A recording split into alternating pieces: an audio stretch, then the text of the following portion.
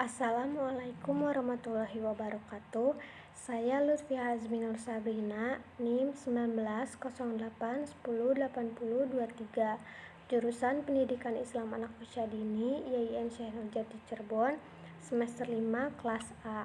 Di sini saya akan menjelaskan tentang jenis evaluasi berdasarkan ruang lingkup kegiatan pembelajaran.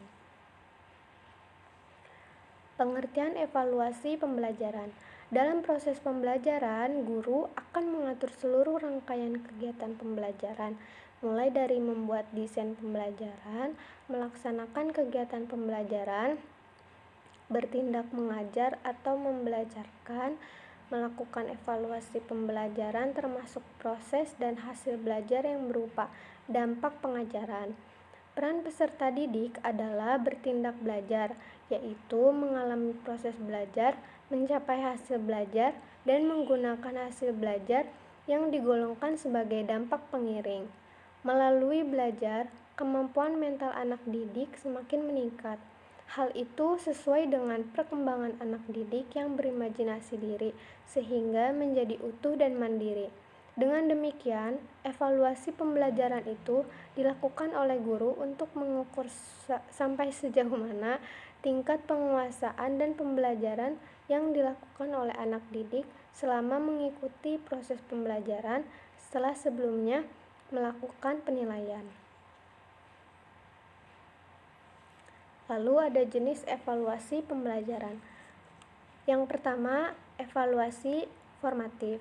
Evaluasi formatif berfungsi untuk memperbaiki proses belajar mengajar ke arah yang lebih baik atau memperbaiki program satuan pelajar yang telah digunakan dengan tujuan untuk mengetahui hingga di mana penguasaan murid tentang bahan yang telah diajarkan dalam program satuan pelajaran. Aspek-aspek yang dinilai dalam evaluasi formatif yaitu yang berkenaan dengan hasil kemajuan pelajar atau murid yang meliputi pengetahuan, keterampilan, sikap, dan penguasaan terhadap bahan pelajaran yang telah disajikan. Waktunya yaitu setiap akhir pekan pelaksanaan satuan program belajar mengajar.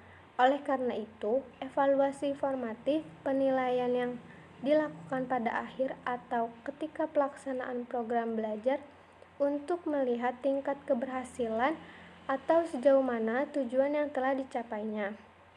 Maka penilaian formatif dapat dilakukan setiap akhir pelaksanaan satuan program belajar mengajar karena untuk memperbaiki proses belajar dan dapat memperbaiki program pengajaran yang telah dilaksanakan. Dengan demikian, guru dapat menilai muridnya dengan baik dan teliti. Lalu yang kedua ada evaluasi sumatif.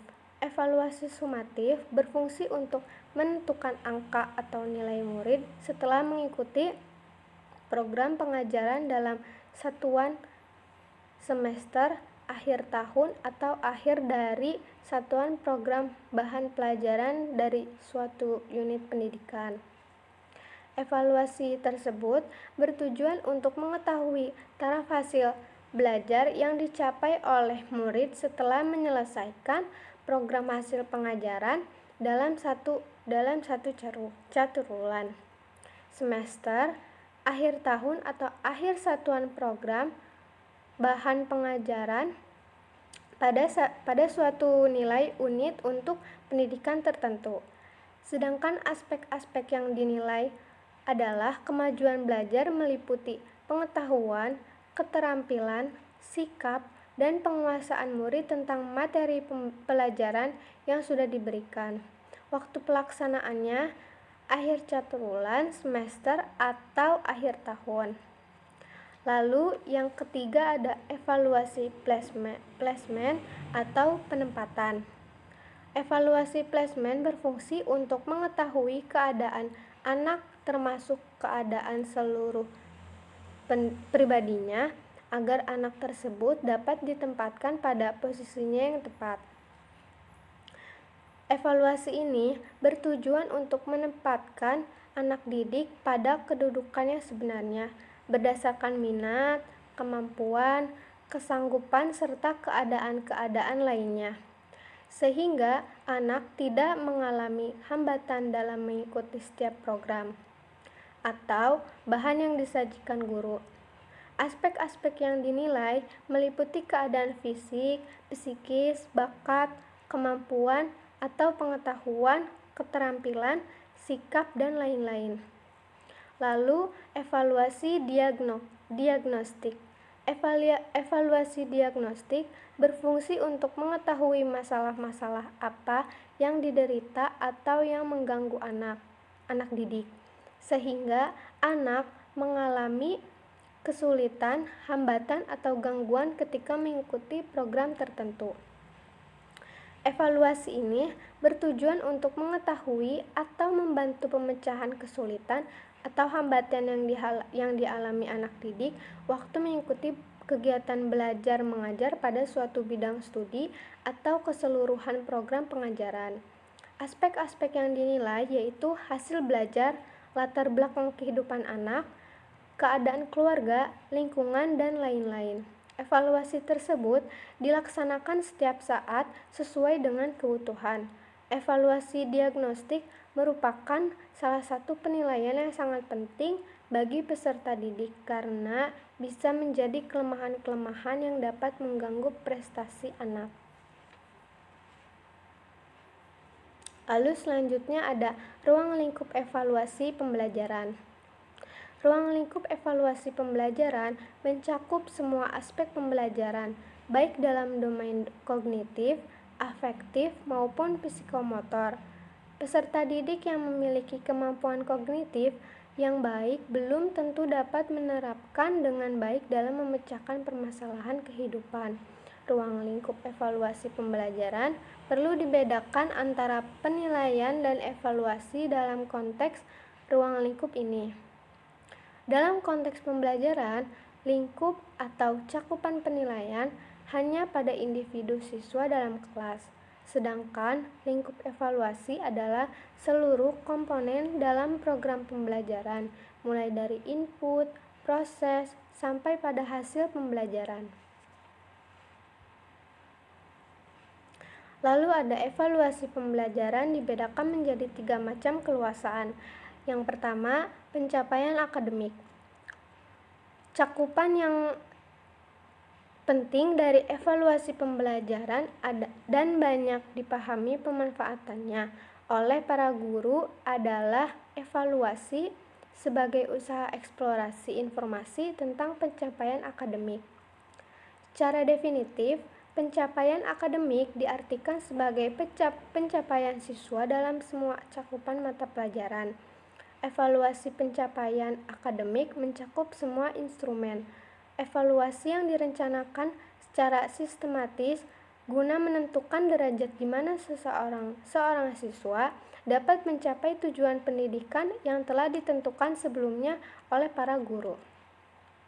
Lalu yang kedua ada evaluasi kecakapan atau kepandaian. Evaluasi kecakapan adalah mencari informasi yang berkaitan erat dengan kemampuan atau kapasitas belajar peserta didik yang dievaluasi. Instrumen evaluasi kecakapan yang diperoleh dari siswa dapat digunakan oleh guru untuk memprediksi prospek keberhasilan anak didik di masa yang akan datang jika ia belajar intensif dengan fasilitas pembelajaran yang baik. Lalu yang ketiga, evaluasi penyesuaian persona sosial. Hal ini terkait dengan kemampuan siswa dalam beradaptasi secara personal dengan teman di kelas atau di sekolah. Evaluasi penyesuaian personal sosial tidak sama dengan evaluasi pribadi siswa. Personalitas dapat dimaknai lebih luas. Lalu ada isian domain dikelompokkan menjadi 3. Setiap domain disusun menjadi beberapa jenjang kemampuan, mulai dari hal yang sederhana sampai dengan hal yang kompleks, mulai dari hal yang mudah sampai dengan hal yang sukar, dan mulai dari hal yang konkret sampai dengan hal yang abstrak. Berikut domain tersebut, yaitu yang pertama domain kognitif, yang kedua domain afektif, dan yang ketiga domain psikomotor. Lalu ada secara keseluruhan ruang lingkup evaluasi pembelajaran. Ruang lingkup evaluasi pembelajaran hendaknya bertitik tolak dari tujuan evaluasi pembelajaran itu sendiri. Hal ini supaya apa yang dievaluasi relevan dengan apa yang diharapkan. Tujuan evaluasi pembelajaran adalah untuk mengetahui keefektifan dan efisiensi sistem pembelajaran, baik yang menyangkut tentang tujuan, materi, metode, media, sumber pembelajaran, lingkungan, guru, dan peserta didik secara sistem penilaian itu sendiri. Lalu yang pertama ada program pembelajaran, yang kedua pelaksanaan pembelajaran, yang ketiga hasil pembelajaran. Sekian dari saya, terima kasih. Wassalamualaikum warahmatullahi wabarakatuh.